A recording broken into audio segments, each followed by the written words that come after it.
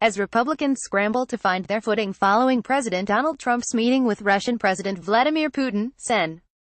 Rand Paul, our Kentucky, continued to defend the president on Tuesday by blasting ridiculous calls for Trump's national security team to testify in wake of the explosive summit. Having a hearing on a press conference, I think, is sort of a ridiculous notion, Paul told IJR when asked about his Senate colleagues, along with some Republicans, calling for members Trump's national security team to testify immediately. I think people have become unhinged.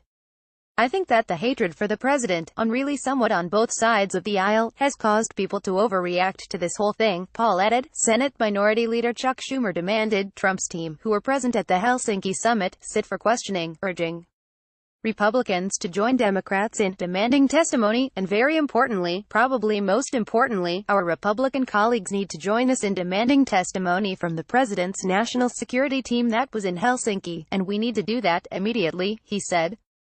Lindsey Graham, RSC, also acknowledged that there are many questions stemming from the Putin meeting and that Secretary of State Mike Pompeo is likely to be called to testify regarding what possible deals were made with the Russian leader. Sen.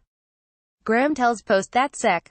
Pompeo is likely going to be called to testify ASAP since senators are wondering what actually happened in Helsinki and whether deals were struck with Putin. Robert Costa, at Costa reports, July 17, 2018. However, the Kentucky senator has emerged as one of the president's loudest advocates in the Senate following the intense aftermath of this week's Putin meeting.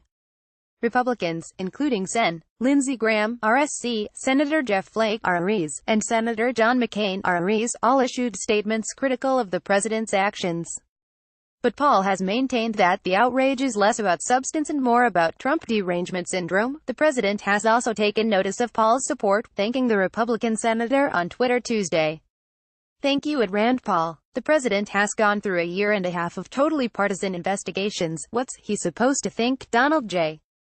Trump, at Real Donald Trump, July 17, 2018. Paul also told IJR that he finds it interesting that many of his colleagues who have regularly pushed for virtually unlimited executive power are now calling for more congressional oversight of the presidency. Almost all of these people that are going crazy on this are typically people who believe in virtually unlimited executive power. So now they want some oversight? I'm always in favor of more oversight of foreign policy, but there are ways to do it, he added. When asked why he's seemingly now pushing back against congressional oversight in this instance related to Russia, Paul again downplayed calls for hearings or further action, insisting instead that meetings and conversations with the White House to see what can be furthered from the Putin summit is a better path forward. I plan on meeting with the president in the next 2 weeks and discussing the summit and discussing things that we can move forward on that will lead to less tension between our countries, he added.